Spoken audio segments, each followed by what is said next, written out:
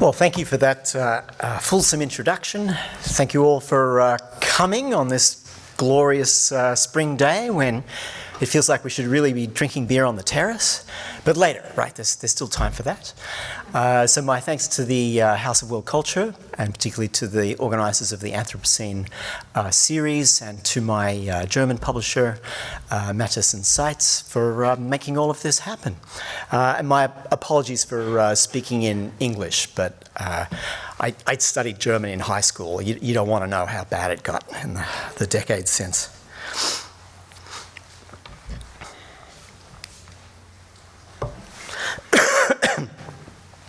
Who could have guessed, when the flood came, that it would come in slow motion, over 40 decades rather than 40 nights, as the polar ice sheets unravel and plunge into the waters? Those who have so mismanaged the fate of all things cling to their private arcs. The animals, one by one, will be saved, if at all, as gene sequences. Welcome to the time of the Anthropocene. But let's not lose ourselves to despair or fatalism. It's true enough that this civilization has ended. We live in the ruins and we know it. This way of life didn't last. But what could be a more exhilarating project than to create a new civilization? Rome wasn't unbuilt in a day. It will take time. History isn't over. It's barely begun. And where are we to find the resources of love, labour, of language to make another world? As Paolo Verno argues, it's a matter of seeing how the past is not just particular pasts, but a past reservoir of potential for love, of labour, of language in general, from which it might be possible to select different paths. The time for the eloquent exegesis of received ideas is gone. We need other pasts for other futures. There is no crisis of the humanities. There is rather a problem with humanity itself. Our species being is as builder of worlds, but we forgot how to build them, right when we need to build some other ones. Those of us whose labour and love is language, we have a lot to do. We can show how the past harbours unrealised potentials. Sometimes to take 3 steps forward, one has to take 2 steps back into the archive, that link farm of past potential. We could do with some new stories, new concepts, new affects. The Anthropocene obliges us to rethink both past and future time, and thus also to find the resources in the archive with the potential to interpret these possible temporalities. Such might be a modest contribution to the building of a survivable civilization within the ruins of this one that is passing. This is why, in Molecular Red, I went back to a largely forgotten part of the archive. It's a book that tells 2 conceptual and literary stories, and one is about the Soviet Union and the second is about the United States. It's a pair of stories about geographically very big formations whose existence in time has been brief. I don't tell the usual Cold War story about them, where one is defeated by the other. Rather, I tell a story about how the decline of one prefigures the other. The Soviet Empire, such as it was, is gone. The American one, the world empire it spawned, is on borrowed time now too. And the problem in both cases is not just the relation of an empire to rival forms of social organisation. The problem in both cases is the relation of social organisation to the nature on which it depends. If there's a central problem to creating a new civilization, a preliminary way of describing it would be to say it's about the relation between socially organised labour and nature. Now, when I say nature, the term nature has no positive content. Nature here just means that which labour encounters.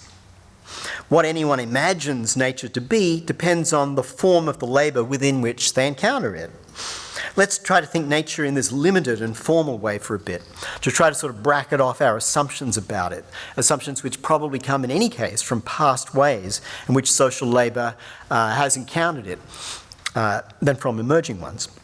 So, back into the archive, I went looking in neglected corners of an archive I know passably well, which is a Marxist and post-Marxist one. I was raised on Perry Anderson and Martin Jay and Fred Jamison's construction of a Western Marxism, and then on a series of critiques and dissents and détournements of it by feminists and anti-colonial and post-structuralist thinkers. Those critiques all develop, at least in part, out of a kind of creative use of a Marxist archival past. And there's a lot of exploring of neglected stacks of the library in that. Walter Benjamin, for example, was rescued from semi-oblivion by Hannah Arendt and others. But there's one sort of alternative fork in that archive that, with few rare exceptions, never gets taken. Nobody has that much interest in Alexander Bogdanov. In the first decade of the century, he was probably the most influential Bolshevik, more influential than Lenin. Lenin forced him out of the party, in part by attacking him on philosophical grounds. There's a famous picture of Lenin playing chess with Bogdanov while Maxim Gorky looks on. This is a version of a photo that's one of those creepy photos where people over time have been erased from the background. Actually, not this photo, the other one you see taken from the other side. I kind of just figured this out later, but Gorky's son gets erased, for example. Like the history we're dealing with is a traumatic one. All right, so this is the famous photo. Bogdanov actually won this chess match against Lenin. According to Gorky, Lenin was a bit of a sore loser about it. But then Lenin did manage to sort of checkmate Bogdanov's influence in the Bolshevik faction and have him thrown out. So in the long run, Lenin won and, in a sense, lost everything. Bogdanov would be remembered in the Soviet Union mainly through the attacks on him in Lenin's philosophical book Materialism and Empiricism. Bogdanov's fate was, in some ways, even worse, officially designated as the one who had the wrong philosophy. This was a judgment that the new left actually did not think to overturn, and probably because a lot of them wanted to wrestle the mantle of Lenin from the old left. So the new left is being more Leninist than thou, and didn't sort of question this previous judgment. But this sort of thing always makes me really curious. So who was this Bogdanov? What was his life and work really all about? And I don't read Russian, so it was hard for me to find out. Not much is in translation, and still less is in print. It turns out probably more in German than in English. And there's a really lovely collection of his materials you can find here at monoscope.org. And a lot of the English language materials that are available there, I take some pride in having made the PDFs and seen that they got there so that this stuff could then be studied and read and so forth. His magnificent utopian novel Red Star is freely available, fortunately. And as I say, here's the resource page, and the Historical Materialism book series is now doing English translations of his famous works, and I'm proud to be on the editorial board of that. So we're going to get Bogdanov circulating again. So why Bogdanov? Firstly, for his revival of the utopian imagination in the light of Marx, and you can find that in his novel, The Red Star. He understood the emotional power of a promised land, but unlike Gorky, he was not tempted by the idea of God building. He was more interested in opening the imaginative faculties of thinking about this world. And his utopia, even though it's set on Mars, is astonishingly practical. Oh, by the way, that's the Essays in Technology, which I think is his really most interesting book. There's the English edition of Red Star. Now, so that's the first reason. The second reason I think Bogdanov is interesting is because of what he called prolet cult. Bogdanov initiated a mass movement in 1917, actually even before the revolution, that tried to become a counterpower to the state, but whose mission was proletarian culture. How could the people learn to organize themselves and their world? How could the literary classics of the past, even Shakespeare, be a way of learning what organisation is, so that workers can self-organise their world? Prolet cult was about learning forms of self-organisation that can exist outside of capital and the state, and which can construct and enact a worldview based on cooperation rather than on authority or exchange value.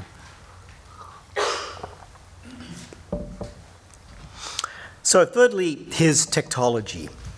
How can all organisational tasks, whether the organising of labour's relation to nature or organising of different kinds of labour with each other, share and develop knowledge? How can organisation be cooperative and collaborative rather than based on command, exchange value, or one might add now, protocol? His techtology is, I think, a kind of qualitative and experimental practice of sharing forms of engagement. It's an egalitarian approach to the formation of worldviews out of specific labours, each of which may have something to share that's of use to other particular labours. Interestingly, Bogdanov paired his critique of existing ideology with this project of producing a better one. So it's actually not all ideology critique. Part of it is, let's build better ideologies, because that's what motivates people. Yeah? Ideologies may be partly false, but they're also means of motivating labour. Some scholars think this is one of the origins of Gramsci's theory of counter-hegemony. Bogdanov thought that the October Revolution that founded the Soviet Union, that after the October Revolution that founded the Soviet Union, the real organisational work was just starting, and that the real question was labour's relation to nature. Now, we don't have the luxury of waiting till after a revolution, which maybe could never even happen, before figuring out labour's relation to nature. We sort of have to get started with that. We have to build other civilizations amid the ruination of this one. We're going to have to figure out a new relation between labour and nature, while capitalism, or whatever this mode of production is, still lumbers along, turning everything into a commodity. But I think Bogdanov is a useful guide to thinking and organising otherwise. After all, as I tried to show in Molecular Red, he almost figured out anthropogenic climate change. He already understood that organised social labour on the basis of authority and exchange alone would undermine its conditions of existence in the natural world. After his arrest and release from Lubyanka prison in the early 20s, Bogdanov withdrew from political life and devoted himself to scientific work. And I got to say, that scientific work was deeply weird. It was all about blood exchange, not just blood transfusion, but exchange. If we shared blood between people and we socialised it, this would be beneficial from everybody. I don't know if everybody noticed the Silicon Valley venture capitalist Peter Thiel has just proposed the opposite: one-way transfusions from young people to older people to keep them alive longer. So it's like neoliberal Bogdanov. So the scientific work is really not very scientific, but he might have actually been onto something about the usefulness of blood anyway. But it's beyond my, I'm not a hematologist. It's beyond my capabilities. All right, Bogdanov was dead by 1928 in an experiment in blood transfusion, blood exchange, just when, yeah, right, he believed in it, right? He died for his work. All right, this part's not funny. Dead in 28, just as Stalin consolidated his power, because it's pretty clear he would not have survived that era. So in Molecular Red, I wanted to call up a second witness to move us forward through the 20s and 30s.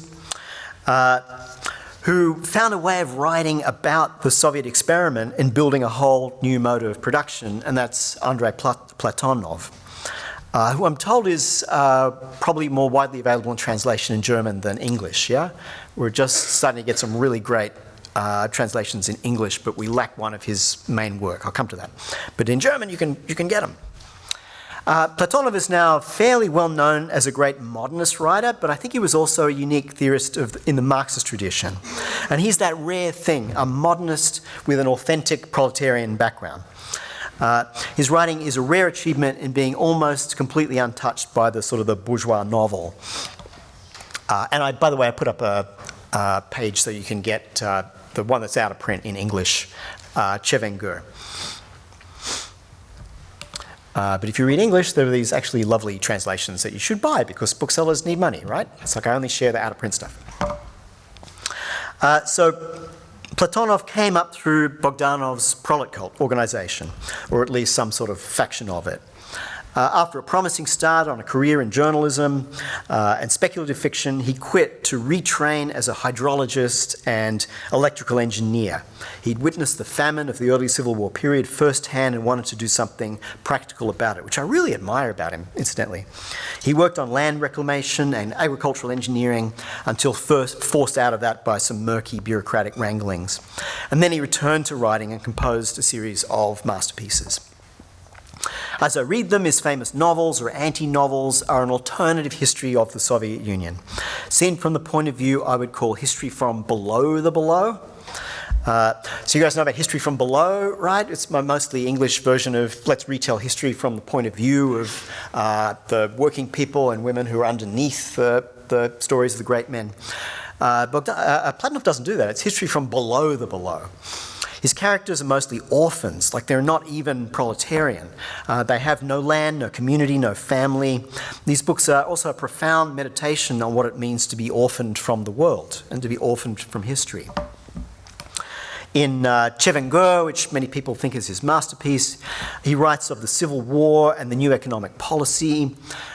In Foundation Pit, I should show you all of the titles here.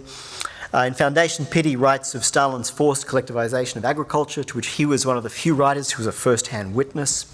In Happy Moscow, he writes of the urban elites of the mid-30s, and in Soul, he travels to the far west and produces a powerful allegory on leadership and communal self-determination set within a world of harsh and unforgiving nature. Needless to say, none of these books were published in his lifetimes. Among other things, I think Platonov deepens Bogdanov's commitment to thinking and writing from the labour point of view, including a kind of sub-proletarian one. He writes of the struggle of labour against an impoverished nature, trying to build the foundation on which the exalted superstructures of this new civilization were supposed to be based. He writes of what Sartre called the practico-inert, the recalcitrant world, partly of our own making, that disorganises our labours and reduces us to passivity. There's no leaping over practicalities into the sort of communist future in Platonov. And for him, we can only ever be comrades if we face the same dangers. Far from being parodies of Soviet speak, the sort of Marxicological language his characters often use, I think, is kind of in earnest. He sort of over-identifies with Marxist concepts in order to hold to account the state which can merely mouth them. This is not the standard reading of Platonov, I don't think, so that's my particular take on him. So in sum, Bogdanov teaches us how to think from the labour point of view about the problem of organising social labour's relation in and against nature. And Platonov teaches us just how resistant and recalcitrant nature is, how the struggle to organise life can fail, and how, I do want that one, how it's only when we are all comrades, all facing the same danger, that the struggle in and against nature has a chance. The difference in their worldviews comes in part from different forms of organising labour that they practiced. Both were participant observers of Soviet civilization, such as it was, which tried to organise nature and labour by commanding it and fails in the attempt. So that's the first half of Molecular Red. The second half is about America, more specifically about California in the post-war era. It's not a story of famine, but of relentless plenty. Although these days it has to be said that behind the fantasy of sun and silicon, we see ever more clearly the shortage of water and the plenitude of prisons. So who are the theorists and writers who help us see beyond what Mark Fisher diagnosed as capitalist realism in the way Platonov showed us beyond socialist realism? In the second half of Molecular Red, I look firstly to Donna Haraway and what she would call her messmates, and then to the science fiction writer Kim Stanley Robinson. Haraway is a kind of archetypal product of the military-industrial complex at its peak on her own account. The Cold War effort against the Soviets drew women into the ranks of the scientifically trained. Just as Bogdanov started in medical science, before becoming a theorist, she started in biology. Her first book is on the organicist school of biology, which has a certain affinity with Bogdanov, it turns out. She writes there about Joseph Needham, for example, whose approach drew in part on the systems theory of Ludwig Bertalanffy, which in turn bears a striking resemblance to Bogdanov's techtology, even though he never cites it. Giulia, who knows a bit more about this than I do, is saying, yeah, he stole this from Bogdanov. I can say that now, right? Yeah, stole it from Bogdanov. Right, but she's the scholar who knows these things. I'm just sort of trying to create a frame for thinking about all this. All right, so like Bogdanov, Haraway is useful for thinking through the Anthropocene because she's actually not a social constructivist, even though she's sometimes assimilated into that school. For both Bogdanov and Haraway, science at one and the same time produces verifiable knowledge of that alien, inhuman world called nature, and yet is also saturated in metaphors imported from existing historical organisation of labour and life. The difficulty is keeping those two ideas in one's head at the same time and not collapsing back into either the faith in a sort of metaphysical realism, that's a sort of endemic worldview of the science trained, or a faith in a sort of metaphysical nominalism and social constructivism, that's a sort of endemic worldview to the humanities and the social science trained.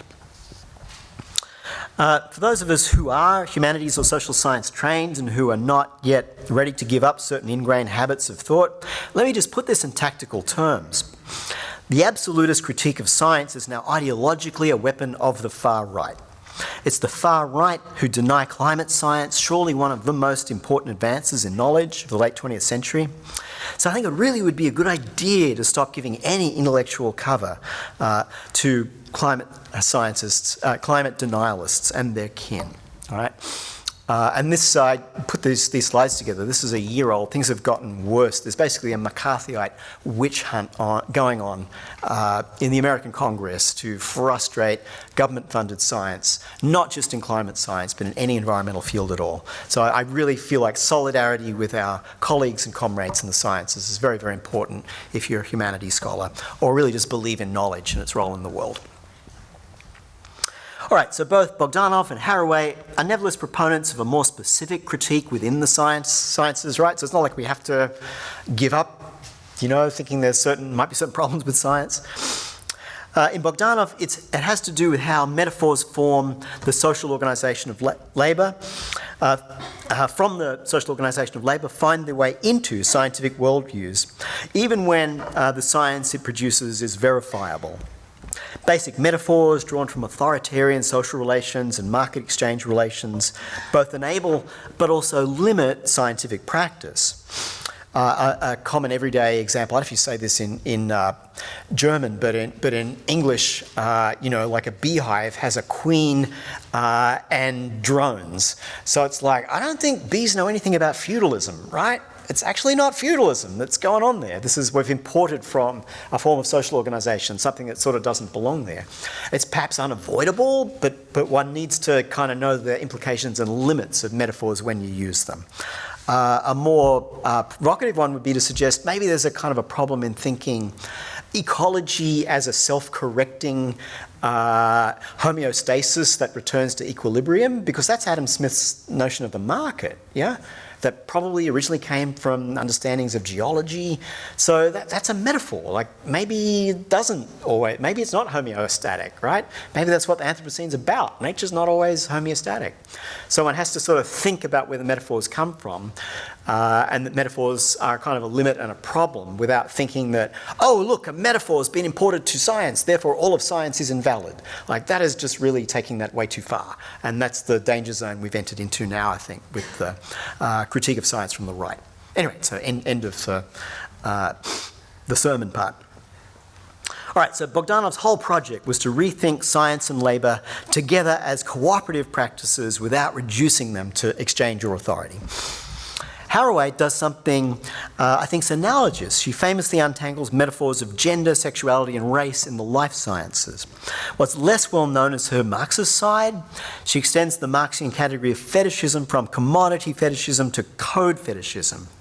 In our times, the world appears not just as a vast accumulation of commodities or spectacles, but also as a vast accumulation of codes or algorithms, as if everything was run by software command.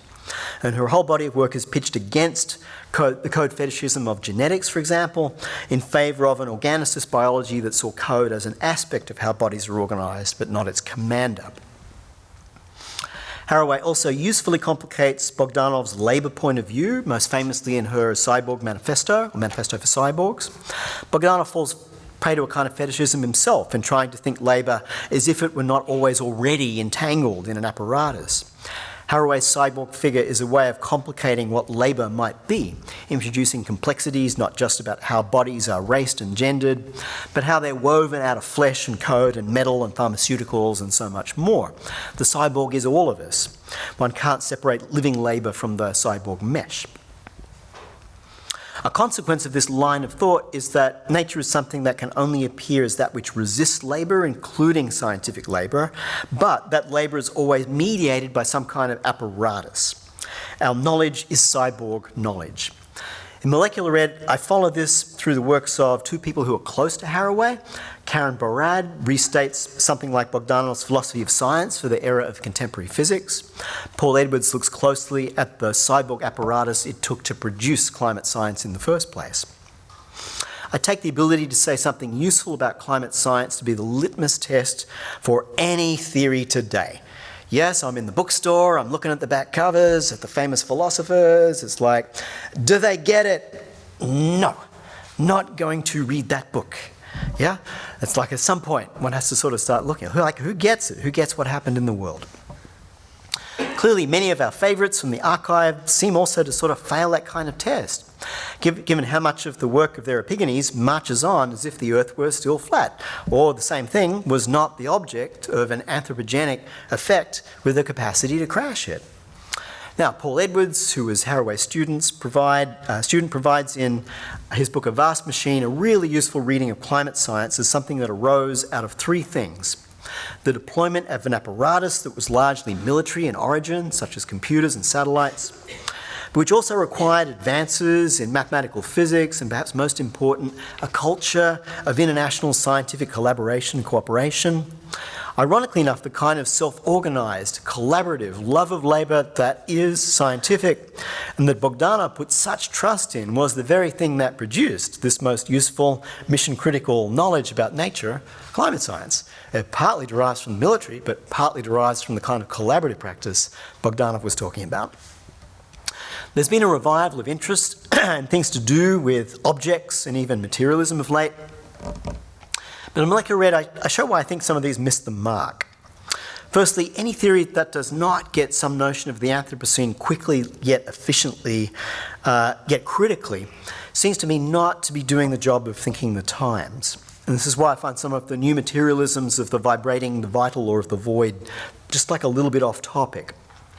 Secondly, there seems to be a tendency in them to reinstate philosophy as first philosophy, as legislating for what matters, as if high theory still had the authority to do such a thing. What I find more useful is the kind of low theory or collaborative practice, a techtology that Bogdanov and in her own way Haraway were working on, a kind of interstitial rather than dominant role for theory. They're about porting metaphors between labours of knowing, where concepts are selected and tested in each field, rather than legislating from a centralised philosophical party. They aren't short a kind of organisational work or cooperative systems practice. It's really hard to find a stock photograph for collaborative labour. Like, that's really a problem.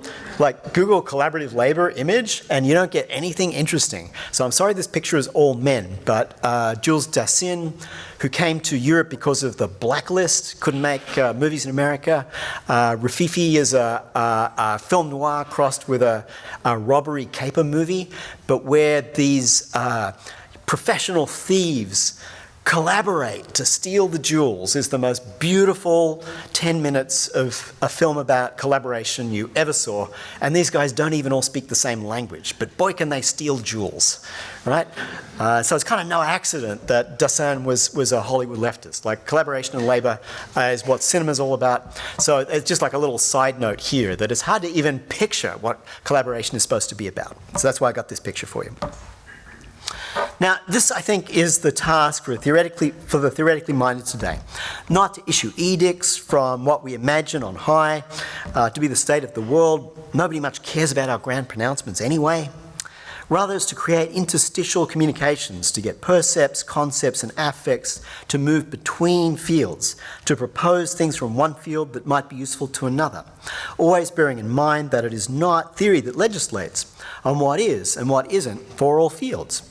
Rather, each field of knowledge is its own keeper of the protocols of such decisions. And then one can also ask questions about these metaphors of legislating and protocols, right? So, again, for those for whom this is not theoretically satisfying, consider it as a practical matter. Nobody is ever going to agree on a particular philosophy, new materialist or otherwise. So why hold up the urgent work of building a new civilization for what would be an endless debate about first principles? In any case, for those of us with a Marxist bent, such concepts arise out of practice, not the other way around. And again, I couldn't find the picture, so here's another great European movie that's got images about different points of view. As I was writing Molecular Red, I took a break to waste some time on social media. And there in my feed, it just lit up with a story about US Senator James Inhofe of Oklahoma using a snowball to disprove the scientific and anthropogenic global warming. Global warming being what the right wing wants to call it, because that sounds great. Yeah, it's warm today. Global warming feels great. I think we've got to start calling it climate disruption, right? Now, this guy was at the time chair of the Senate Environment and Public Works Committee, right? And is a denialist. As we saw in the last presidential election, it would seem that the United States has some sort of death wish, a fanaticism that wills it towards extinction. If hard-won scientific knowledge about nature appears to set limits on the endless commodification of everything, then the sock puppets of the commodifiers will take to their bully pulpits to declare that the Earth is flat.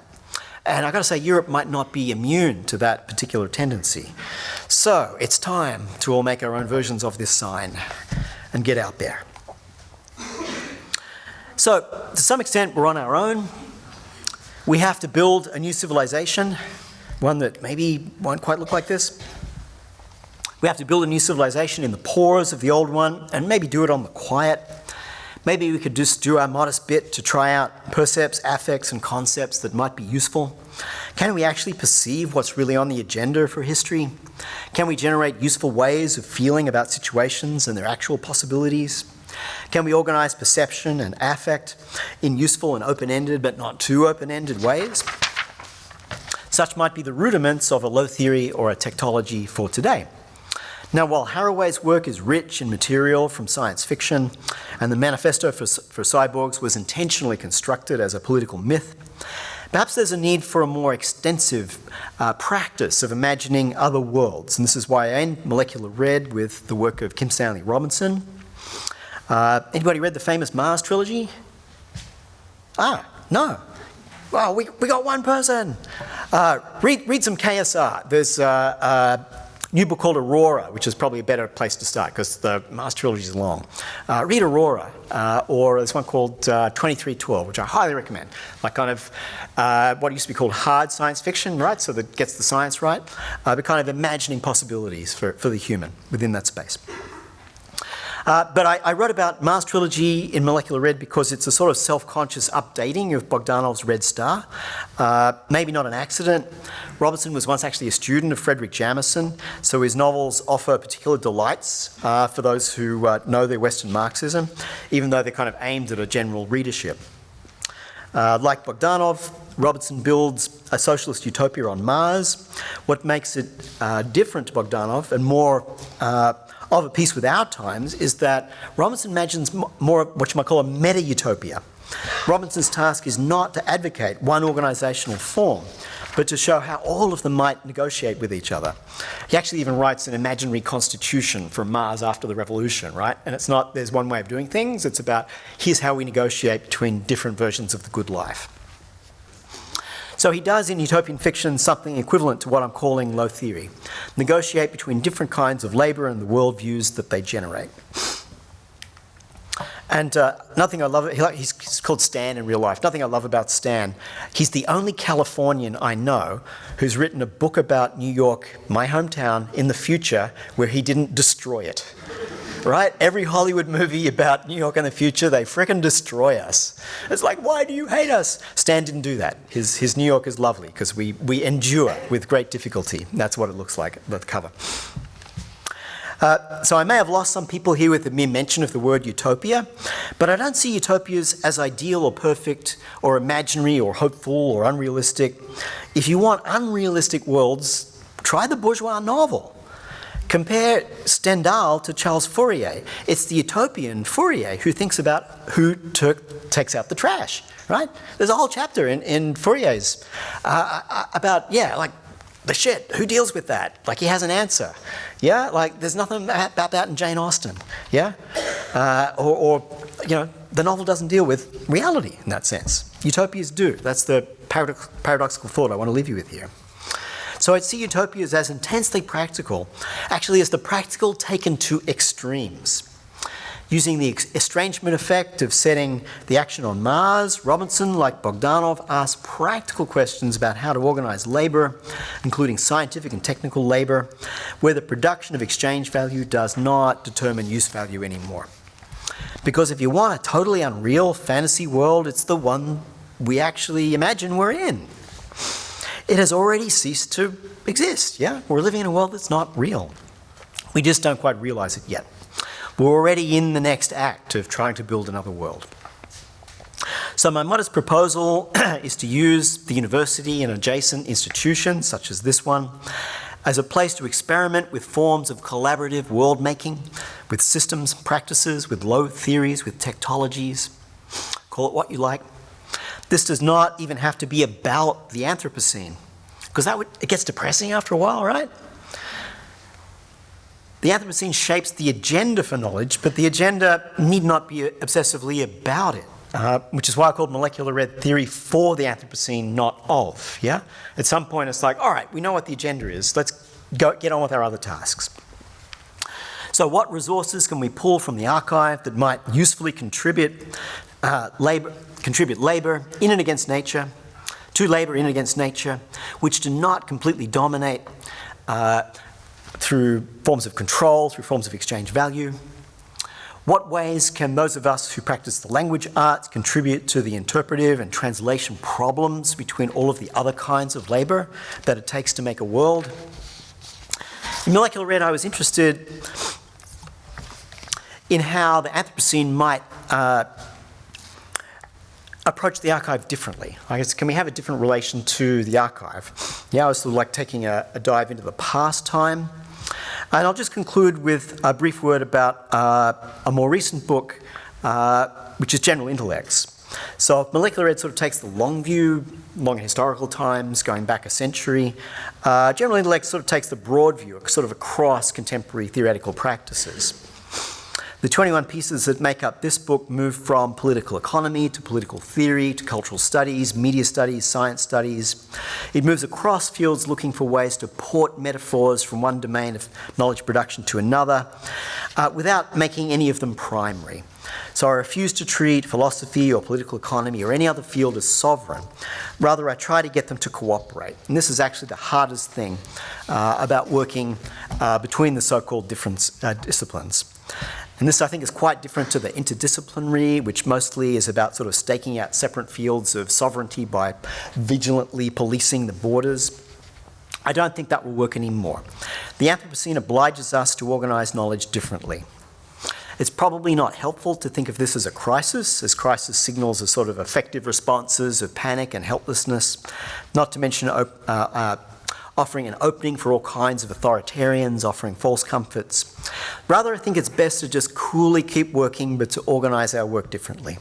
Let's work collaboratively on building a new civilization here in the ruins of the old one. You don't have to look far to see the certain rather forward-thinking members of the ruling class are indeed building their own private arks. They've decided to be traitors to our species being. They've decided to loot what they can from this civilization based on the application of intensive information-based management to the command and control of nature and labourers' resources, measured only in exchange value. They know it can't last. Luxury survivalism is now a market niche. They're building private armies or bunkers in New Zealand or dreaming of space, but where they get to go to space without us. So it might be timely to start work on Plan B for the 99%. And those of us who've led comfortable lives here in the overdeveloped world should make no mistake about this. As far as the current ruling class is concerned, we're part of the disposable 99%. We too are surplus population. If you want a fictional space in which to explore how this might feel, I really recommend, anyone read William Gibson's The Peripheral? Super recommend this one. It sort of gets the affect and the tone of the moment. What's peripheral to the ruling class of today is us. So let's come up with another plan and another practice for living and loving and working. Let's build a new civilization. Does that sound like fun? Yeah, let's do it. That's all I got. Thank you.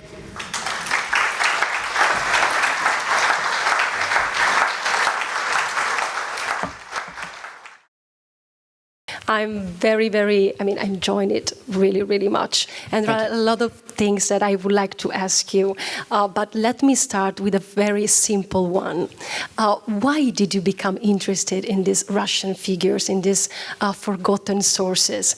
I think that they are kind of neglected in literature. And when people always ask me why I did my dissertation on Alexander Bogdanov, and I wanted to actually tell more stories, not just the Western one.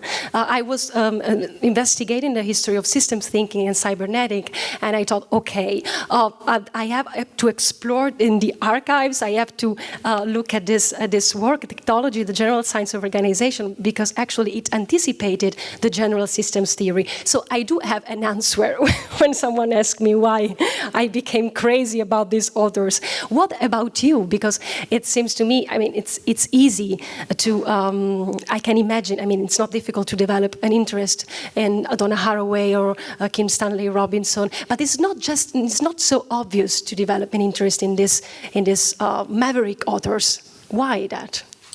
Well, there's always too many answers to that question, and none of them are ever really true. I think the honest answer any author would give you is, I don't know. Yeah.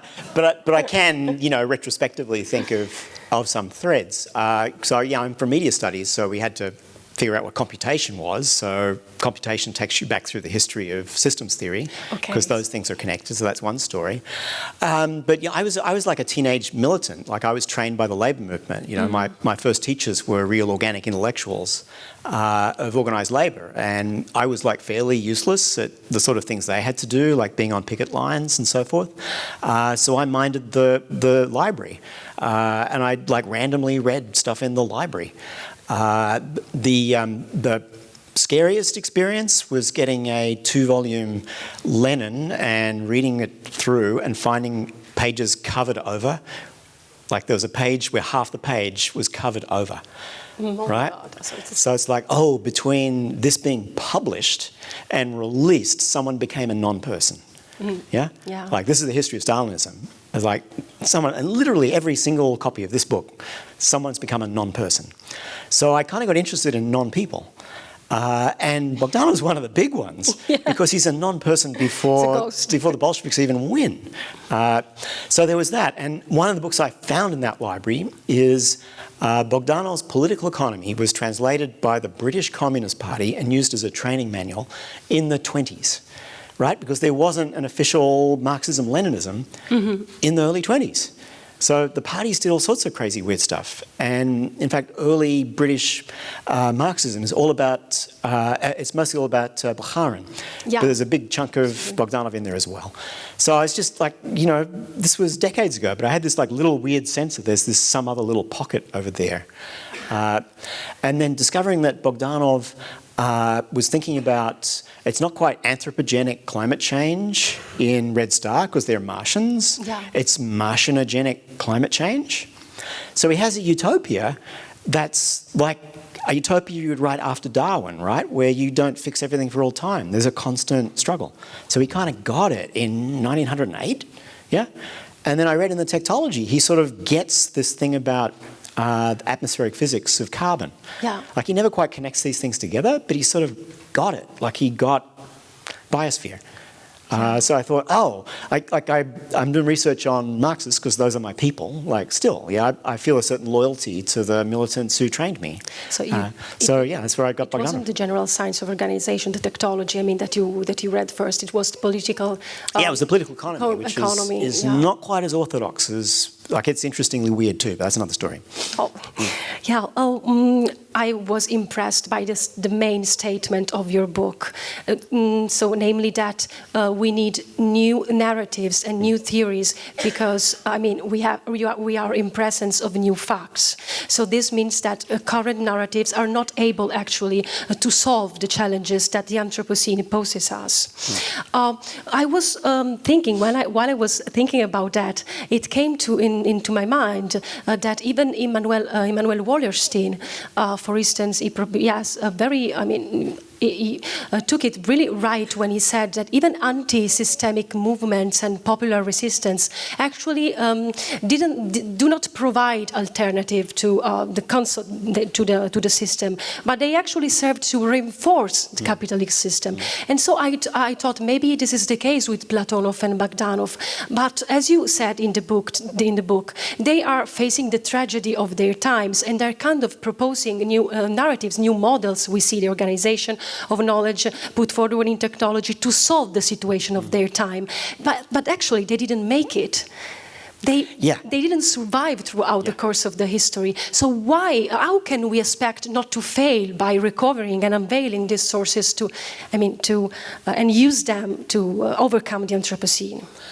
I mean, I think if you start with this premise that, and to you, the category civilization is a somewhat loaded one, and which one could talk about that. But, the civilization we're in, like, its days are numbered and we know it, right? Everyone knows it. There's just a kind of a public disavowal of this fact. Like, this one's not going to work out. Yeah. It needs modification at the very least.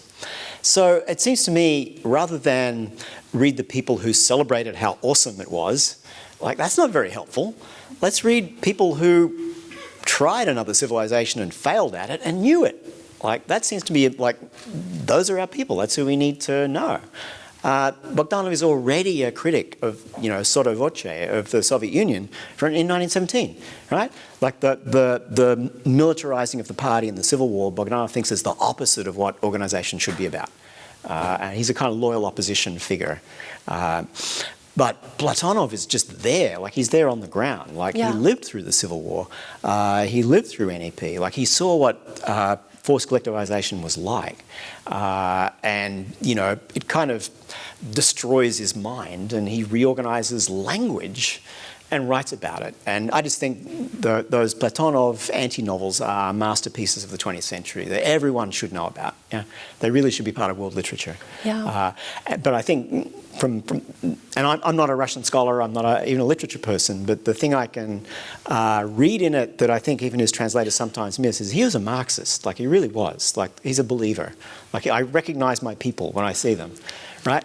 He's like, oh, comrade, I see what you're doing here. Like, and he's surrounded by literally this noise of Marxological language that's on the radio, for example, and in the newspapers, and he sort of, it's a détournement of that, and he kind of explains the disaster in its own language, as a peasant would, or as a semi-educated worker would. Like, it's just, like, that's the voice you need to hear, yeah? So it's not, you can read Trotsky saying from on high in the 20s about what may or may not be going on, but here's your man on the ground, like, saying, here's what we heard, here's what we did, and here is how hard it is. Like the fancy dreams of the gleaming superstructures, underneath that is someone with their feet in the shed trying to make it work. And he's that person. So, I think moments of historical change require rethinking what the archive is that matters. Yeah. It's not just reinterpreting the people we think are there forever. we need new pasts. And maybe we need to look at the way losers taught about history. Yeah. We need new histories. I mean new stories about the history, because I was thinking of what Marx wrote about the fact that great personages, great figures happen in history twice. The first time, as a tragedy, and the second time as a farce. And here we are not, of course, dealing with great figures. We are dealing with known people. I think it's got to be a three-part joke now. It's like first time is tragedy, second time is farce, third time is just memes. The third one's even worse. The second one at least seemed to make sense. Yeah. So we need, obviously, new ancestors. It's a paradoxical word, right? But we need new ancestors because, the ancestors we've been using are late Holocene thinkers. Yeah. They're thinkers who, for example, thought you could bracket off the social from the natural and that wouldn't be a problem because there's some stable relationship between them. Yeah. None of that's any help. The foundation of social science is that in a lot of ways, and it's no longer any help. Yeah. So I really think it makes sense to give space and bring to light forgotten sources and forgotten authors. We are actually pursuing a project, a research project at our institute about that, about enriching our narratives of the Anthropocene and for the Anthropocene by looking at the work of people who, at fringe of current scientific literature. So that's why I was insisting on this point. So, Ken, when we talk about this Gestalt shock, this paradigm shift that we need to get out of this terrible situation, do you think this can happen through a kind of reshaping our knowledge in a gradual way, progressively, and so making use of existing knowledge, which actually brought to the point we are and actually allowed us to identify the Anthropocene? Or you think, following Bogdanov and Russian Bolshevist revolutionaries, we really need to cut with all existing knowledges to produce, a revolutionary momentum in order to get out of this period and go ahead and go forward? I don't know. No one does. Because, right? It's a moment that's historically unprecedented, but here's the other shoe dropping, right? It's geologically unprecedented. What does it mean to be in a geologically unprecedented moment? We don't really have the intellectual tools to deal with that. So I think it would be kind of like false advice to say, yes, we should follow this strategy. It's I have no idea. Let's try all of it. You have to try everything. Yeah? No, because I was thinking of evolution, how the evolution works and how biological species evolve. And Stephen Jay Gould told us that the evolution occurs, through punctuated equilibrium. So why this has to be different with society? We really need to get rid of old infrastructures, of old institutions, to update our culture. Even Antonio Gramsci, you mentioned some positions of some Western Marxists. Even Antonio Gramsci believed that a revolutionary change would occur with a cultural change that has to pass through a cultural change. And I'm really insisting on that because I really think we need to get over somehow. Well, this is actually very difficult. Yeah, cannot compare. I've sort of gone back to my more vulgar Marxist roots. Yeah. And And the dominant sort of critique of vulgar Marxism is it's all about prioritising the relations of production. I actually want to be even more vulgar than that and prioritise the forces of production and sort of think through how transformations in the forces of production changed not only forms of economic organisation, but cultural habits and cultural metaphors in ways we haven't really quite processed. This is just not the capitalism of the 1850s. Yeah, sure. Yeah, I haven't seen a steam engine in the last decade run anything. Yeah, they're just not there. It's something else, and it's not just that the commodity form got extended to incorporate more things and to include information. Is that those things have changed the commodity form as well. So I think one kind of needs a fresh language to think through whatever this mode of production actually even is. But I would do it in sort of a vulgar way of starting with, forces of production are different. And they're the things one tends to bracket off and not sort of pay attention to. So I'd want to press on that a little more rather than I'm a recovering Gramscian. You know, like I'm from the 80s, man. Like in the Anglophone world, like we Gramsci'd hard at that time. So I've sort of like moved back away from that because we thought we could advance in the cultural sphere independently of what happened below in the classic metaphor. And I'm a little more skeptical about that. But to go so as to not contradict the earlier answer, let's do everything at once. So, like, by all means, let's like sort of press on with, you know, the construction of new forms of life, some of which will prioritise the formation of a philosophy. Like, is there an appropriate philosophy for the times? Yeah, or philosophies plural. Like, that's an important thing to be working on, and it might be more important to conduct the parallel experiments than to always be like arguing with each other, you know. And it's like, thank God we didn't start this with like, let's not call it the Anthropocene, let's call it something else. The Capitalocene or like, truth. I don't care, call it whatever you like, right? Just acknowledge something's happening. Yeah. It's just not interesting. Like it really is like the first pass thing we have to get beyond. Absolutely. As far as we know it, we realize that the Anthropocene is something culturally rooted, not just, we can, I mean, we have to think about it in cultural terms, using the most diverse forms of knowledge. And so I don't think that the idea that the Anthropocene is arising out of capitalism would help us. I mean, fighting capitalism. We need something more. They're both equally useful. Like the Capitalocene people are like onto something, and it works and it explains certain things, but it has certain limits because you reduce yourself to thinking about capitalism. And yes, there is a bit of a problem with making anthropos the central figure, but it's actually not quite what you think it is when you make that critique.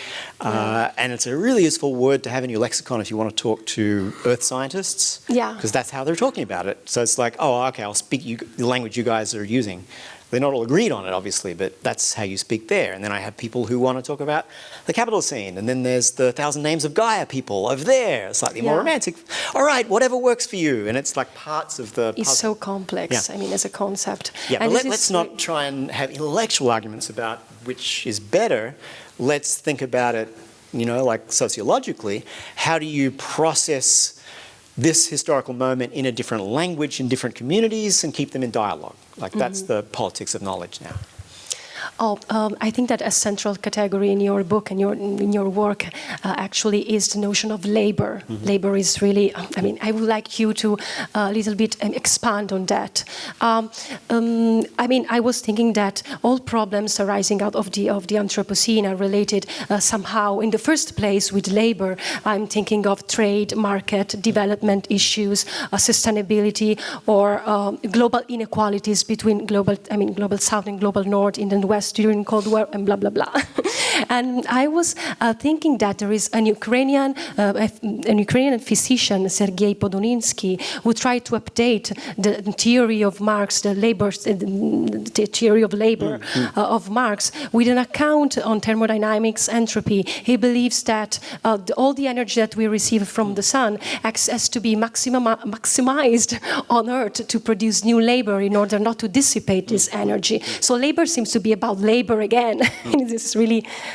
I wanted to ask you, having in mind that Bogdanov thinks that labor is a means through which organize nature and to which organize the world, how can we reshape the relationship between man and humanity and nature through organization and labor, having in mind an extended framework, an extended definition of labor that, as you explained very well in your book, now includes digital labels, for instance, which is kind of separating us from nature.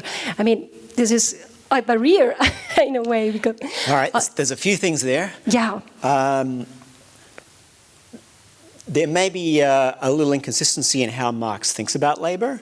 And there's a kind of Hegelian view of labor as spirit infusing itself in the world. But I think Marx also starts to think labor through thermodynamics. And his relation to Hegel is much more studied than his relation to the scientific materialism of the post-1948 moment.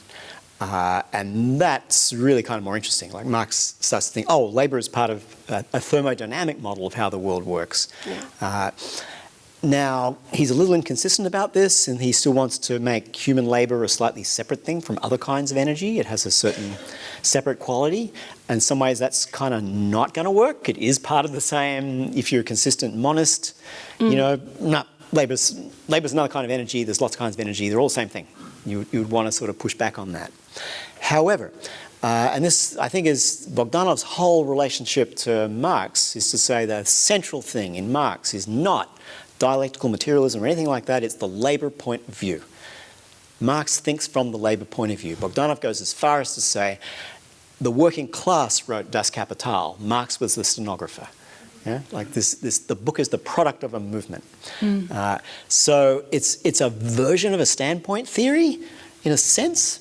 So, and to me, that's one element not to lose sight of. From what point of view are you trying to view the world? You're not really viewing it from a universal, placeless, objective point. Let's kind of adhere to a point of view here. So in that sense, I stick with Marx and Bogdanov. I work for a living. I always have. I always will. I'm one of those who work. I believe in the fraternity or sorority of all of those who work. A lot of those who work aren't human anymore. Like, that has to be dealt with.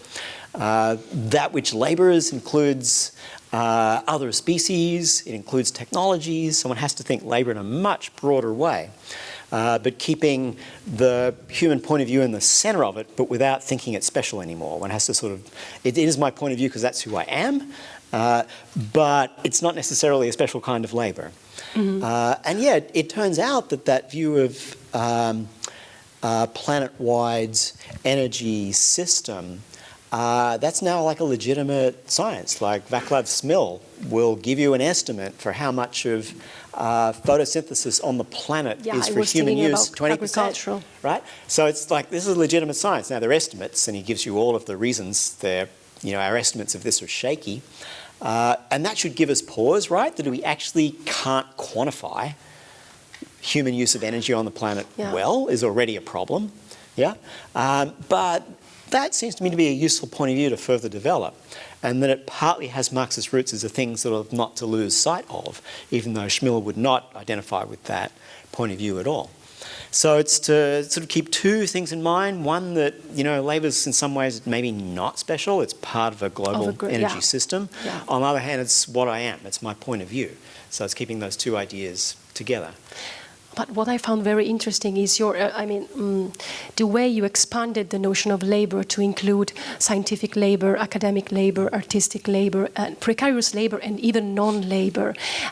This is very interesting to me, because when I think of Bogdanov's and the way he conceives labor, there is always an activity, something that an active behavior that aims at grasping a fact of nature.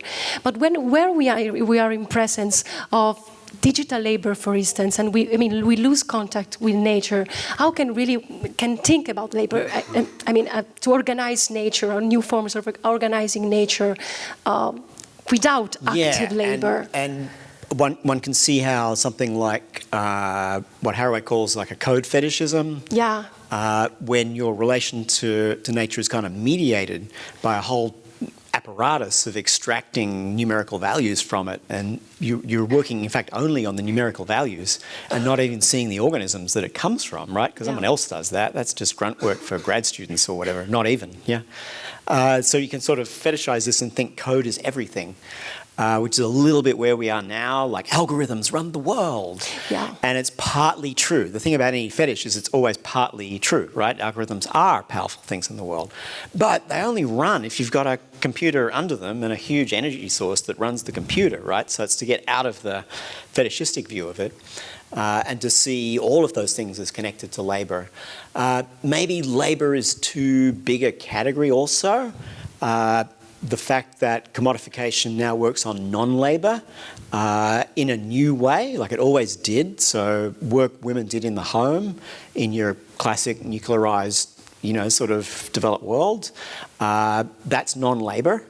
That's work, right? It's effort, but it's not labour in the sense of belonging directly to the commodified system. But that category is like vastly expanded.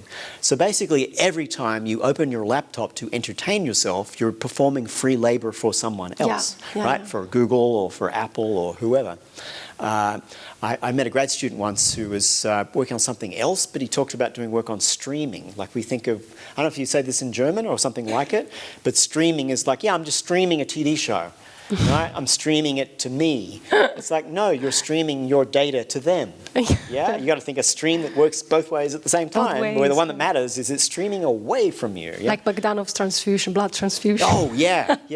Well, in terms of it was not science what he did, right? This has to be said at the outset. The metaphors he's playing with, he was sort of onto something about sharing and reciprocity in an interesting, weird way. Yeah. So labour, but to think it in a much more expanded way, and then maybe to look at the internal differences within it. Oh, yeah. Well, let me go then to the last questions. Oh, Ken. I had like other 3 pages. I told you at the beginning that I wanted to ask you so many things. I was so scared because she really knows this stuff. Like, she's a real student of it. I just wrote a book about it because I thought it was interesting, you know. Okay, this is, it's the most interesting one. No, well, how would you imagine a technology in the 21st century? How do you imagine, would you imagine the product cult of the 21st century? And if you can share with us any experiences, practical experiences you have been part of, you have participated in, that resemble some kind of this association nowadays, of course. Because I have the impression that these attempts, these experiments, even the Capri School, this laboratory of knowledge, were very local. And I don't think, very local and run by an elite, very aristocratic, I would say, even though we're dealing with Marxists, heretic Marxists. So how would you imagine such an association today working on a global scale? Because we have so many problems in this world. This world is split. We have fights among states ongoing. Every single day we have problems. We have even Trump, who denies the climate change, although his chief Bannon helped to build the biosphere too. So this is really odd. Another story. Yeah. Oh my God!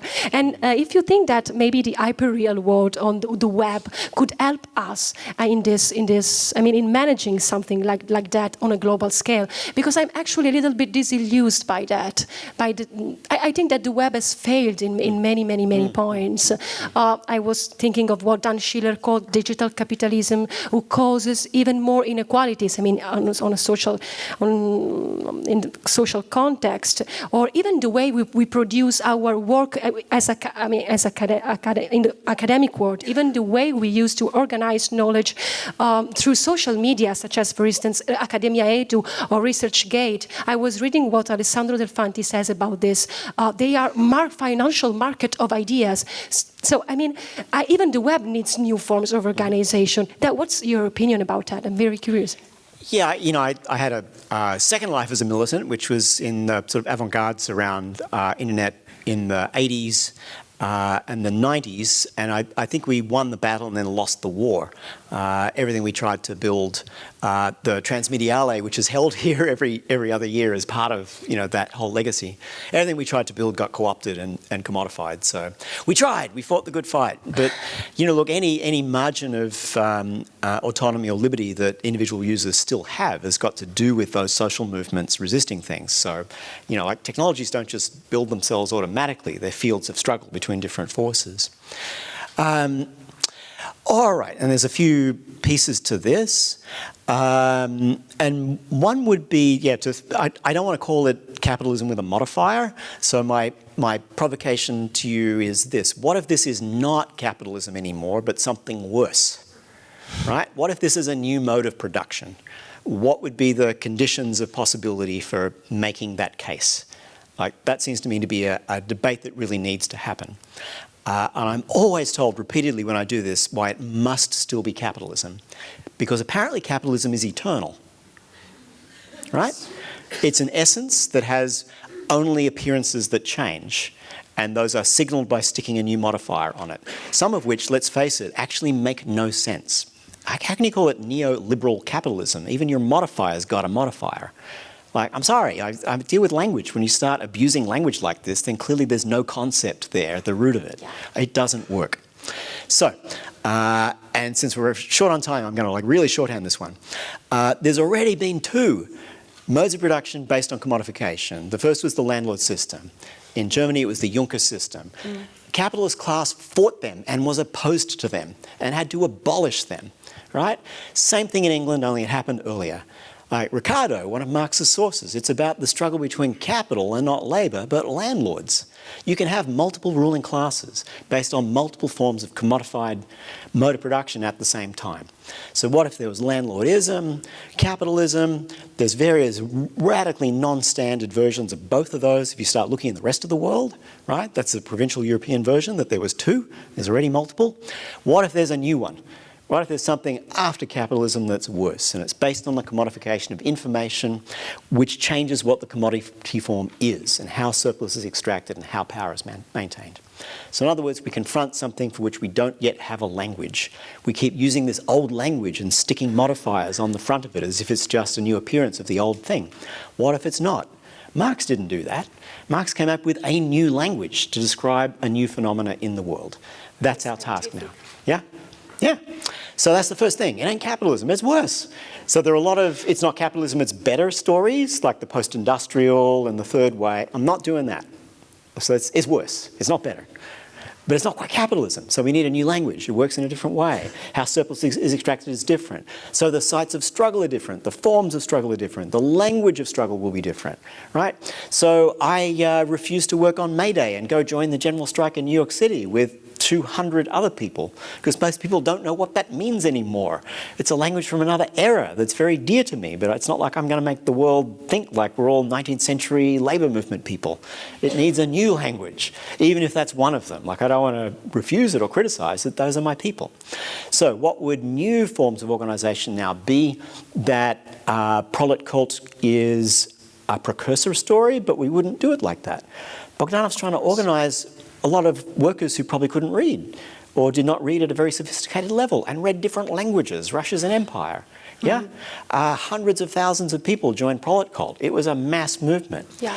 Maybe they did it because you got food and there was heat. We don't know. Like, there's complicated versions of the history. It arrived even in Latin America. Yeah. In a drama. And it turns out, actually, prolet cult was very influential around the place. Maybe Gramsci got things from it. Yes, of course. Early English Marxists were very influenced by it. So let's dig out that neglected strand. It wouldn't quite be the same thing, but wherever you see people trying to organise knowledge and practice around an agenda that's not driven by the academy itself, but is driven by the real world. It's not driven by the market either, so we're not doing TED Talks, and we're not doing, I have a slightly different interpretation of Walter Benjamin. Right? We're doing, it's the freaking Anthropocene. Let's organise knowledge. Like, that's where we're starting. So Anthropocene here at House of World Culture and its collaborators, that to me is a wonderful example. Yeah? What Haraway and her colleagues did with the history of consciousness, going back to the 70s. Like, that's a model. So let's start looking for those other models. And which will be the role of intellectuals? I think I'm getting the wind up here. Okay, maybe next. Role intellectuals, that's the new book, that's General Intellects. But yeah, we'll come back and talk about that another time. I want to give the audience a shot at anyone have thoughts or questions out there.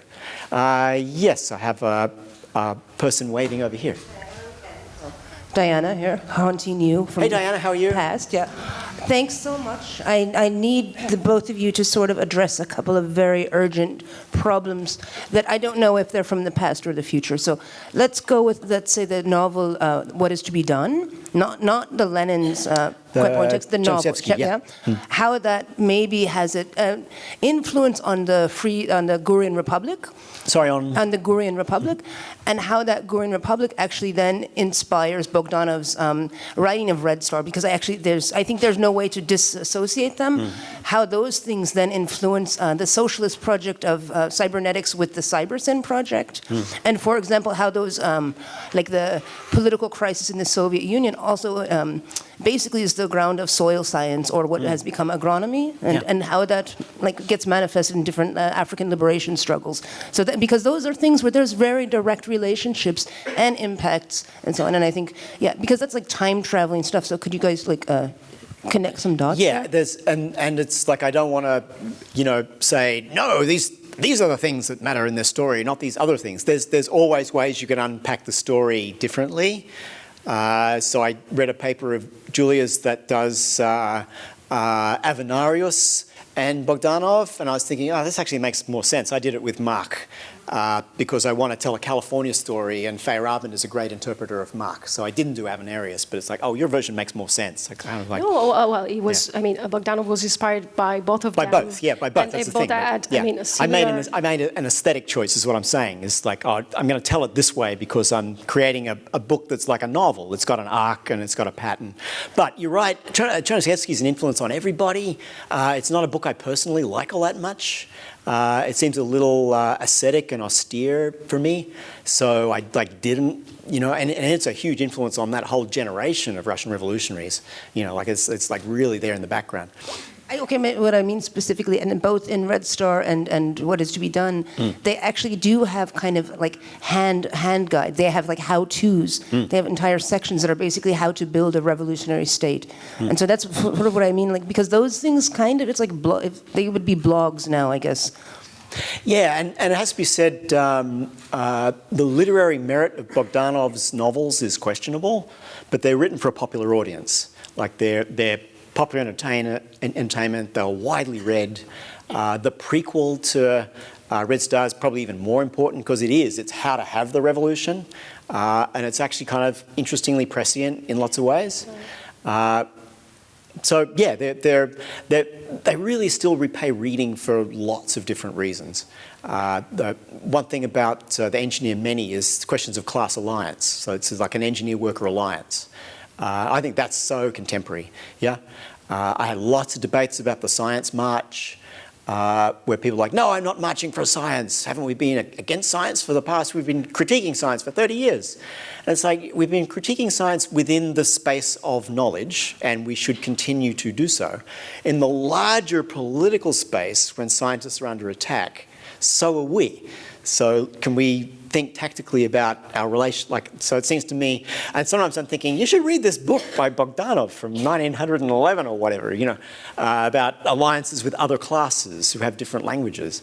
So yeah, there's other histories you could tell about where Bogdanov comes from. There are particular things I wanted to draw out. Part of its aesthetic choices. What Is to Be Done really is not my thing because it's just so kind of ascetic. And I'm from that version where, I don't want your revolution if I can't take ecstasy. Like, that was how we rolled in the 80s, right? So, like, Chernyshevsky's just not like that whole, ascetic, and that's where Lenin gets that whole ascetic sort of thing from. Not my style, what we would have called the sad militants from Deleuze and Guattari. Nah, can't go there. But if that's your thing, and I'm no judgments, right? Then by all means read that literature and follow that line. The other piece is agronomy, and I'm interested in Marx's relation to von Liebig, because that's where, the Marxist term for Anthropocene is metabolic rift, right?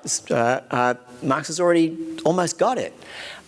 So that strikes me as interesting to start thinking, before we even get to industrial capitalism, we've really got to think the landlord system and the commodification of agriculture. Like, Marx kind of skips over that a little bit. Like, he knows he has to fill it in, never gets around to it. It's where also Ricardo, as I mentioned, worth reading, because that's the class struggle, is between different ruling classes. We need to know how to think that. And I really, really wanted to do something about Vavilov, but he didn't end up in the book. Because Vavilov is the great tragic story. And he was a bioprospector, among other things, possibly biopirate, traveling the world looking for seed stocks. Really incredible work that he knew would take generations, right? To improve Soviet agriculture would take generations because the experiments on different seed varieties would take that long. It's too big a story to shorthand, but Stalin is like, no, and this poor fellow suffers in jail and dies there, and his Marxist scientific colleagues around the world really did not do enough for the Vavilov case.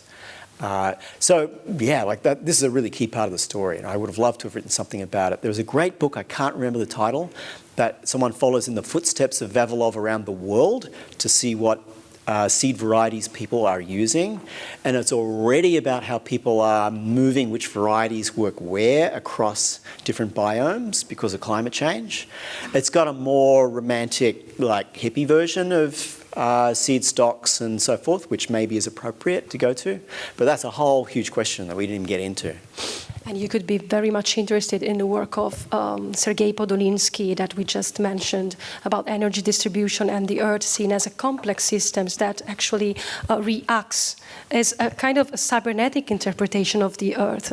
And it was also related to Marx's theory of labor. He actually corresponded with Marx, and Marx replied to him. We found this document in an archive in Moscow, and Marx said, "Yeah, of course, I actually should revise my theory of labor according with what you are saying." I mean, he was like 20 years old physician from Ukraine, and that is such an honor.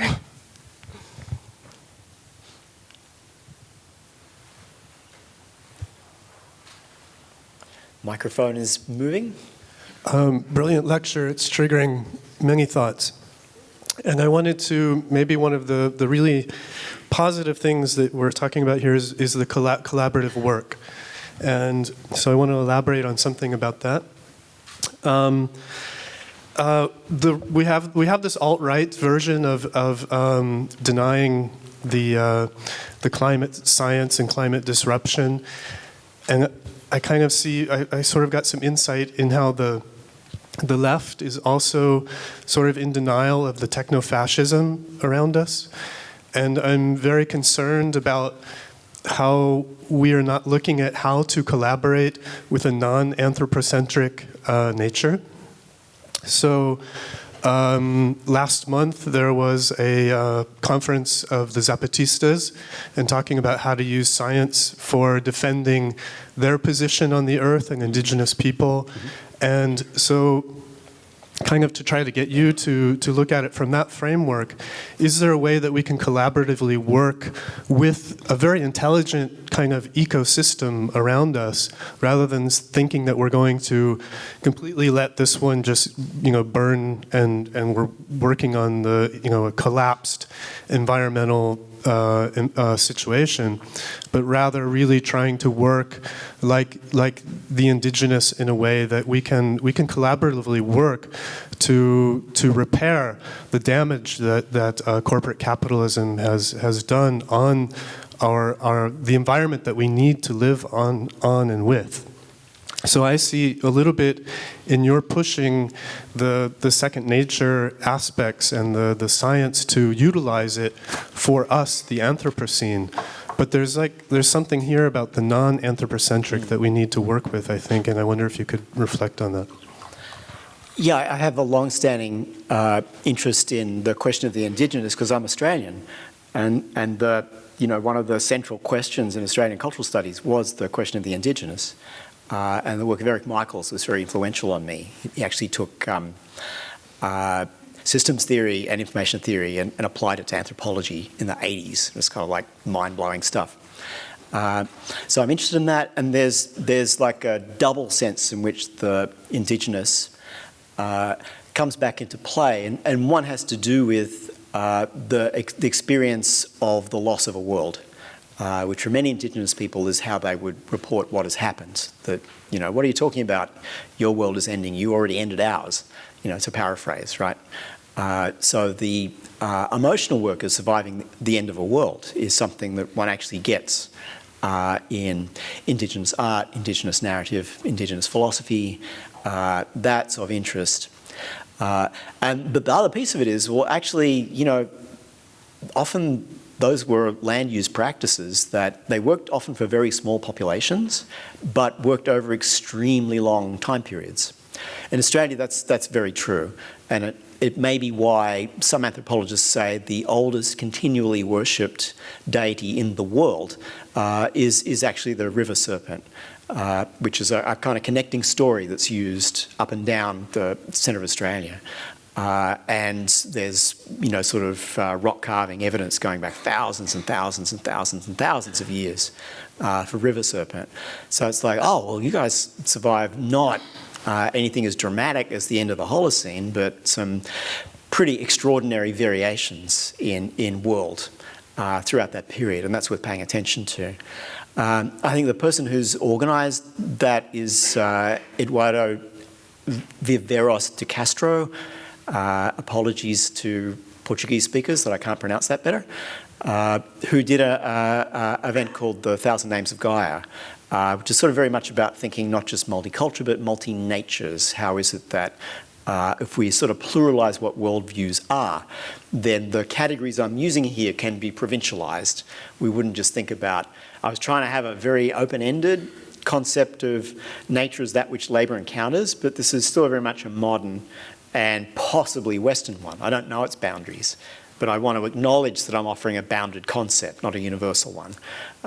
So I think that dialogue with Indigenous experience is really, really important. It's just really difficult to have, because you're often talking about the least well-resourced people in terms of being able to do that, and is it necessarily other people's priority to be, talking to a bunch of white people about their problems? So yes, I want to highlight the centrality of the Indigenous question, 2 reasons why it matters, someone who I think is doing much better work on that than me, who's an actual ethnographer. Then the other piece was to do with collaboration is, like, for Bogdanov, there's always like hybrids of how social labour, broadly speaking, is organised. It's always partly organised around authority. It's partly organised around exchange. But the one that gets, forgotten about is, collaboration and cooperation. So are there ways of rethinking the classic stories that sort of highlights that element, brings that to the fore? And to extend it beyond Bogdanov a little bit, but I think it's a spirit he'd recognise, where collaboration can include the non-human. Yeah, so I think there's a capaciousness in the concept to be sort of extended into those directions. And one can connect it up to forms of labour today. I mean, a lot of digital work is like ridiculously collaborative. It just all passes through GitHub, Like GitHub is hacker class socialism. It's just A, it's privately owned, and B, no one would think of it in that language. You don't write this stuff, you assemble it, yeah? Like your genius or your skill is being able to put the pieces together. Yeah? So there are ways, even I think very contemporary forms of labour, if that's what it still is, have forms of cooperation one can talk with and to. It's a question of threading them together.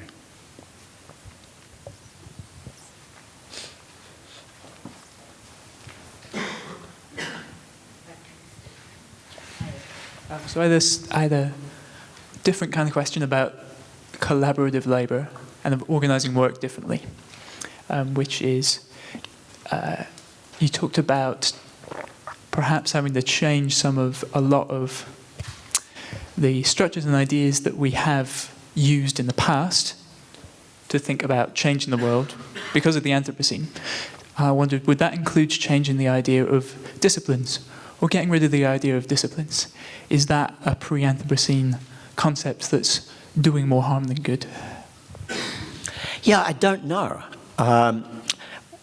It might be timely to do a little investigation in the history of how disciplines were formed and what objective was supposed to organise them, and to what extent they fall victim to a kind of formalisation where it becomes like gamified.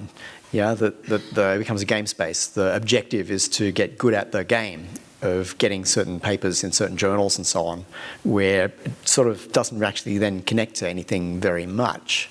And where no one discipline is more guilty of that than others. Although, because I sit on the college-wide tenure committee, it's always like, oh my God, you guys are idiots. You just you played the game well and that's tenure. But then it's like, oh, I think my guys do that too, So it's sort of like not be, one has to be holistic in approaching that. Knowledge needs organising, and it really clearly needs forms of error correction. So the thing to avoid is that, we'll have no disciplines, anything goes. There's constrained situations within which Feyerabend's anarchy of knowledge works. Like there's a constraint within which that then becomes something that works. And we sort of lose sight of that part of it a little bit. And that's so important in a world that's full of like climate deniers and people still being paid to say that smoking's not bad for you. People who think vaccination is a bad thing because they read about it on the internet. So, to not have the critique of the limits of science, like science, any form of knowledge ought to understand it's limited, it needs a certain modesty. But to not sort of flip from that to, all right, then I'll just believe any old random thing anywhere. Like the whole point of enlightenment in that sense was, error correction, noise reduction. So what are those processes? And they're not all modern. It connects back to the indigenous story. There are anthropologists who think that Australian Indigenous people have successfully told stories that are more or less true over thousands of years through oral communication, but it's got to do with the structure of error correction. In some Western desert societies, they're divided in half, and where if you're in charge of a story for one half of it, the person who corresponds to you from the other half validates whether you got it right or not. So you're not the authority, right? The authority is shared between someone who has the power to say, you got this bit wrong. This is not what this is or means. So we have reports of things that happened when the landscape was different, and scientific geological knowledge can confirm that where they're saying, there was water hundreds of miles inland, there really was. So it's like, it's not only, the Enlightenment that knows how to do error correction and noise reduction, there are other forms of knowledge that do it. But separating those two thoughts is really hard. Like, we like to think we've got a monopoly on correct knowledge, yeah? But maybe we don't. Like, maybe it becomes too highly formalized. Maybe it got attacked by certain kinds of parasitism, like these sort of pseudo-foundations in the United States that are there to provide knowledge about anything that rich people think would be handy to be true. So the struggle around the organisation of knowledge turns out, I think, to be really central to whatever the Anthropocene is about.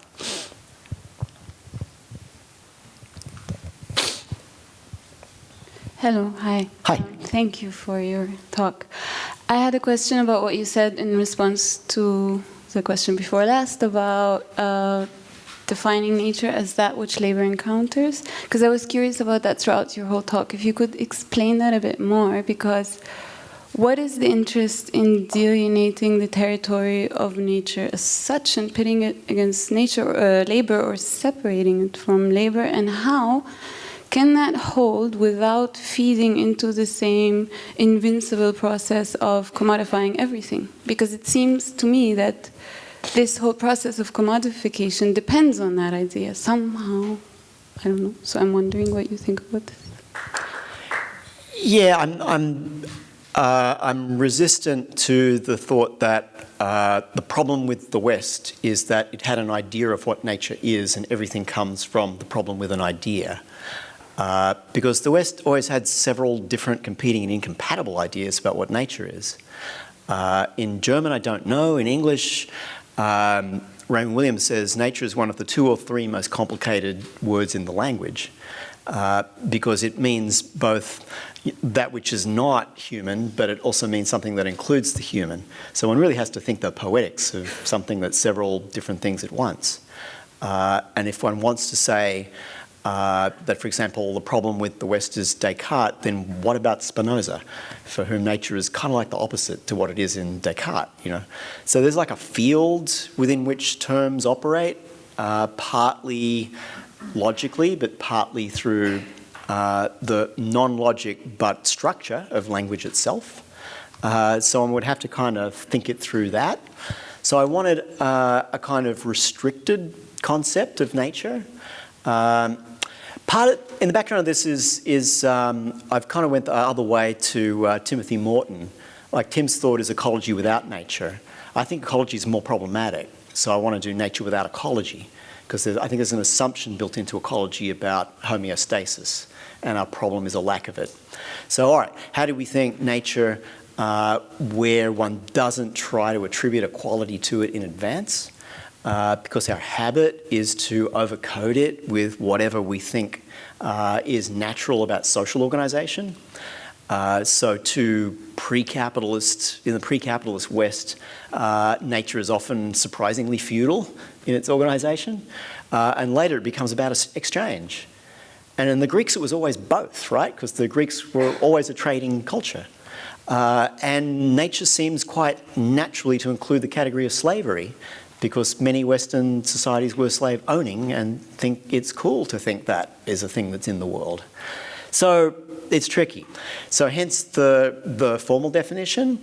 Now, all right, given, doing this puts a lot of weight on the category of labour.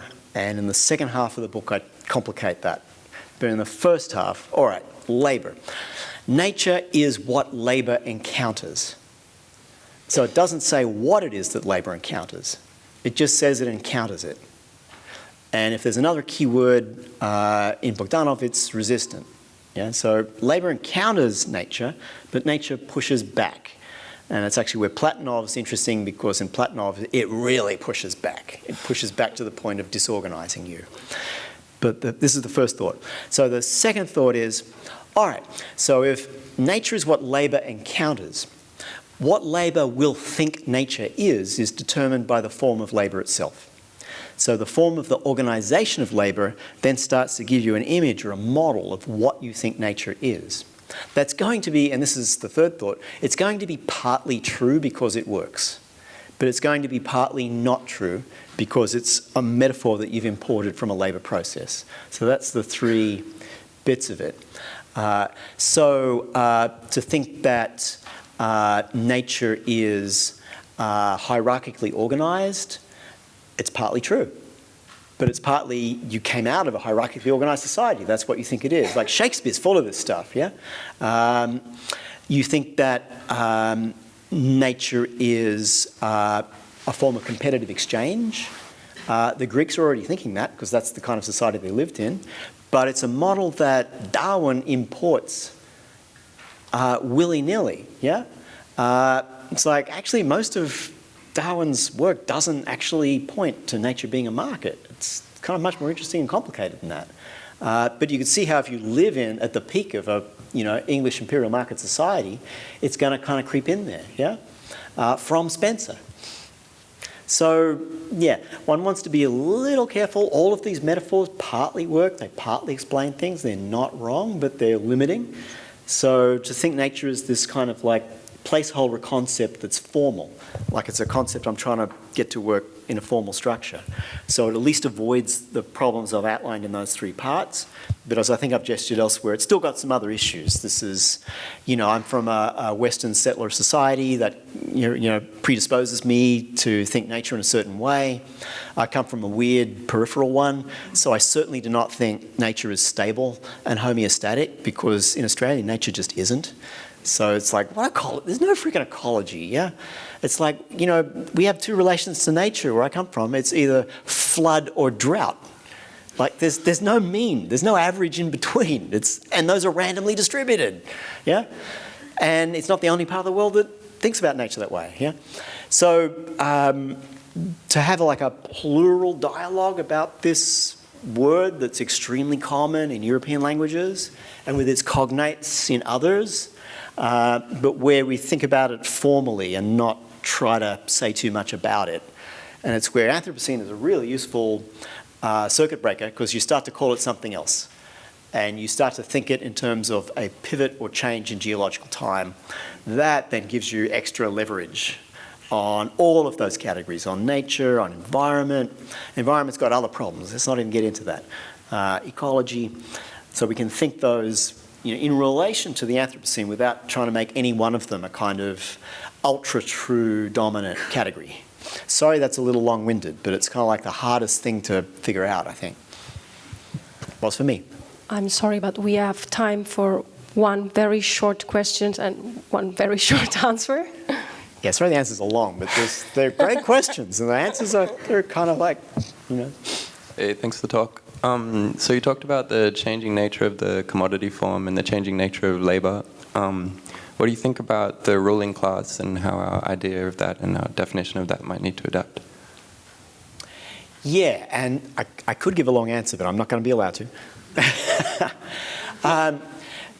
It's useful to not always use Marxist Das Kapital as the model, because it's like an ideal type that only has two classes.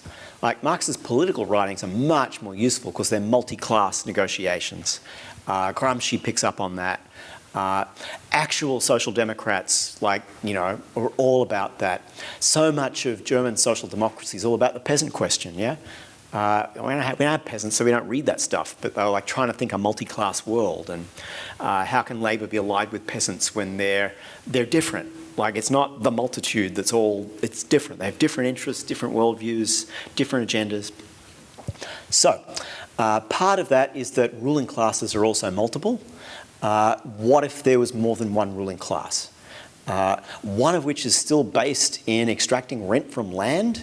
It's just we don't strike it in its classic form of like the English aristocracy or the German Junker. We now encounter it in the form of these giant property trusts that own our cities and are driving up your rents. Yeah, so there's a way in which rent extraction is, in the classical sense, is still one of the central things. It's different. Rent is different from profit. Yeah, Ricardo's right about this. The reason owning property is such a good thing to be in is you can't magically make more of it. Yeah, it's fixed. It's limited. So the rent will go up as demand goes up, and supply will not match it. Different to profit. So there was already in classical political economy 2 ruling classes. What if there's a third? What if there's a new one? And what it owns and controls is not property, it's not the physical plan and infrastructure of the means of industrial production, it's the information. What if you could control the whole value chain just by controlling the information? You'd be surprised at the range of companies that have placed a bet on that. Like you sort of think, oh yeah, that's Google's play, or that's Apple. It's also Walmart, yeah? Walmart is all about logistics. Everything else is just based on a logistical model. Their data centers are as big as their supermarkets, yeah? A lot of the brands we see on products, like they own the brand, they don't make the product. You outsource to some capitalist somewhere the job of making it. You just control it through the information. That includes the brands, the trade dress, the patents, the copyrights, perhaps more importantly, the logistics of how all of that information is threaded together. So what if there was like I called it the vectorless class. You control a vector, like it's how information moves and can act in the world. And you get access to the information in aggregate that you're denying even to your clients. Yeah? And we all know Google runs basically by selling advertising, but they don't let those people know what they know. Yeah? So that would be the new ruling class, or a fraction or faction thereof. And its relative weight in different political economies might vary. It's perhaps less dominant in the German case. Like this is like still a country that seems to be based on controlling certain kinds of scientific and engineering-based manufacturing and being world leaders in that, and creating a relationship to a periphery where it maintains its dominance, right? The way to figure this out is look at countries' exports, yeah? In the United States, it's all financial services, military. You still have to build the stuff, but military is so much about the information that runs and controls it. And Hollywood, yeah, like that's all we export to the world, and some like random manufactured things. So yeah, what if there was a new kind of ruling class? It's not necessarily dominant because it's in conflict with these other ones. One is rent extracting, one is still actually physically making things. But how do they form coalitions and alliances? Are there ways you can drive a wedge between them? How does the dominance of vectorless class change what kinds of consensus political economy you end up with? Is it because it's a new kind of ruling class that is really super interested in commodifying the information-based aspects of what the social state used to do better? Yeah? Like, we know this. Socialized medicine, it's not perfect, but it works better. Socialized education is not perfect, but it works better. We know this. That's what the 20th century built. But the game now is, well, we don't care if these new versions work less well, and they really do. Let's commodify all of that. That's what's going on in the United States. I think it's going to happen here eventually, yeah. So it's like, sending these kids from, terribly broken up homes who have no food to public schools means the public schools are failing. It's like, no, they're not. They're doing this awesome job with people whose lives you've tried to destroy every other way. But now we have to destroy their schooling as well. Or let's commodify higher education. Already happened to the sciences in the United States when universities could own and control the intellectual property that the university generates. That's the new university, right? And places like Stanford become players where they never were before. So, in short, what if there is a new kind of ruling class? The old ones didn't go away, they're still there. What if there are new forms of subordinate class? What does it mean to sell information rather than physical labor?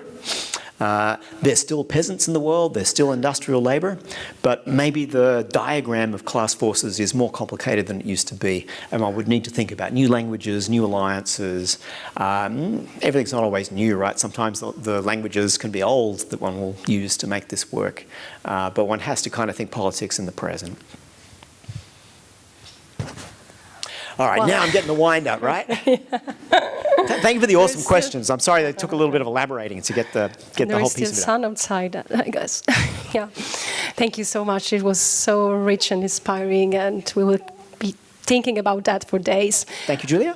Please join me thanking again Professor McKenzie Wark.